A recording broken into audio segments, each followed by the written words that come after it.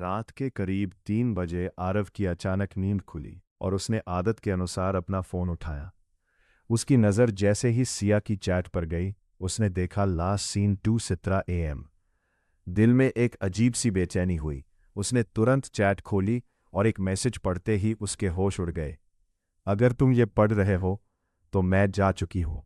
उसने बार बार कॉल किया लेकिन फ़ोन स्विच्ड ऑफ था। घबराहट में उसे सिया की वो बातें याद आने लगी जब वो पिछले कुछ दिनों से बदली बदली सी थी। कॉल्स अवॉइड करना, डर डर कर बात करना और अचानक कह देना कि अगर मैं दूर चली जाऊं तो मुझ पर भरोसा करना। सच जानने की बेचैनी में आरव ने उसकी चैट खंगाली और एक अनजान नंबर देखा जिसे डोंट पिक नाम से सेव किया गया था।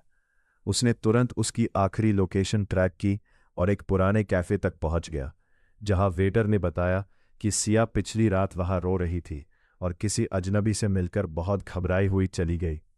वापस आकर आरव ने उसका एक और शेड्यूल्ड मैसेज खोला जिसमें सिया ने लिखा था कि वो उसे छोड़कर नहीं जा रही बल्कि उसे बचाने के लिए दूर जा रही है, और अगर वो नहीं मानी तो वो आरव को नुकसान पहुंचाएगा।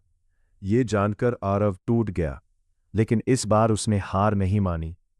उसने उस अनजान नंबर पर कॉल किया जहां से उसे पुराने ब्रिज पर आने को कहा गया।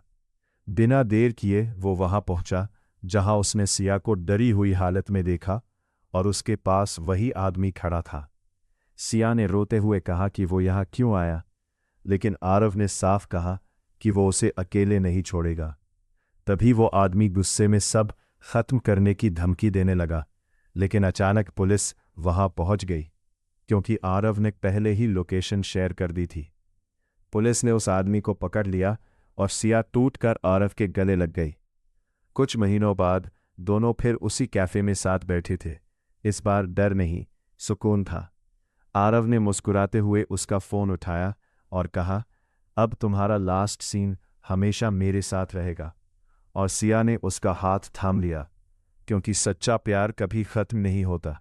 वो हर मुश्किल से लड़कर और भी मजबूत होकर वापस आता है।